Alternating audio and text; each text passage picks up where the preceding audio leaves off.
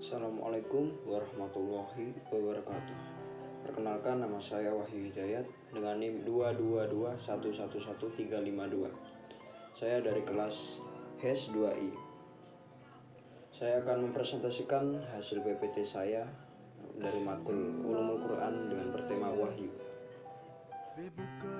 Langsung saja kita masuk dalam pembahasan. Sini saya akan membahas 1. Pengertian wahyu, 2. Macam-macam wahyu menurut ulama, 3. Wahyu dan ilham menurut Quraisy Shihab. Selanjutnya cara penyampaian wahyu kepada nabi dan rasul, dan yang terakhir perbedaan wahyu dengan ilham.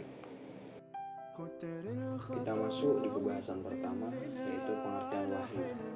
Secara etimologi, wahyu berarti pemberitahuan secara tersembunyi dan cepat yang khusus ditunjukkan kepada orang yang diberitahu tanpa diketahui oleh orang lain.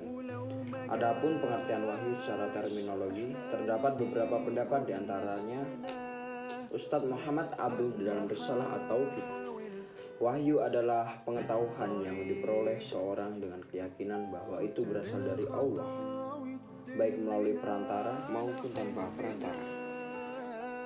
Yang kedua, saya akan bahas macam-macam wahyu menurut ulama. Menurut Muhammad Abdul Azim Al-Zarqani pada tahun 1988, wahyu Allah terdiri atas bermacam-macam, yakni berupa wahyu yang berisikan percakapan Allah dengan hamba yang dipilihnya. Seperti Allah berbicara dengan Nabi Musa alaihissalam sebenar-benarnya berbicara. Dan ada pula wahyu itu dalam bentuk ilham berupa ilmu daruri yang dimasukkan ke dalam hati hamba yang dipilihnya.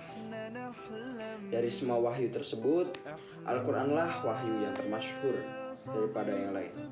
Dan Al-Quran adalah contoh wahyu jalil, karena Al-Quran diturunkan kepada Nabi Muhammad dengan bahasa Arab yang jelas, jalil, melalui malaikat Jibril. Kemudian wahyu yang diturunkan kepada Nabi Muhammad juga wahyu dan ilham menurut Quraisy Shihab. Quraisy Shihab berkata, wahyu itu isyarat yang cepat mirip dengan sesuatu yang dirahasiakan.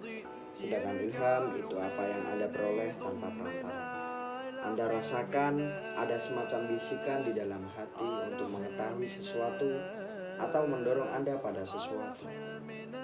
Cara penyampaian wahyu kepada Nabi dan Rasul, yaitu ada 3. Yang pertama, melalui mimpi yang benar. Wahyu dengan cara ini langsung disampaikan kepada Nabi dan Rasulnya tanpa perantara malaikat.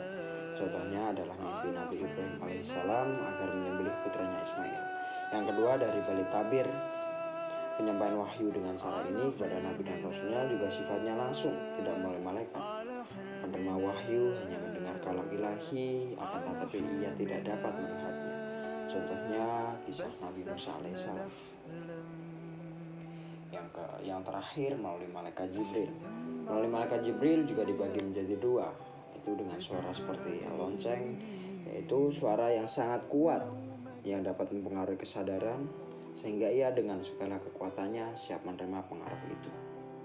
Cara ini adalah cara yang paling berat bagi Rasul. Cara terakhir, malaikat menjelma kepada Rasul sebagai seorang laki-laki. Cara ini lebih ringan dibanding cara sebelumnya, karena ada kesesuaian antara pembaca dan pendengar.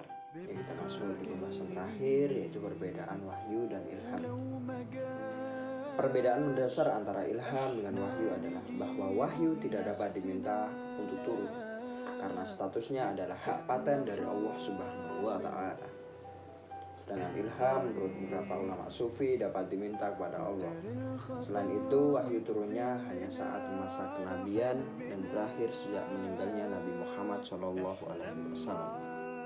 Sekian dari saya, syukran, jazakallahu khairan. Hasbunallah wa ni'mal wakil, ni'mal maula wa ni'mal nasyir. La haula wa la quwata illa billahil aliyyil azim. Assalamualaikum warahmatullahi wabarakatuh.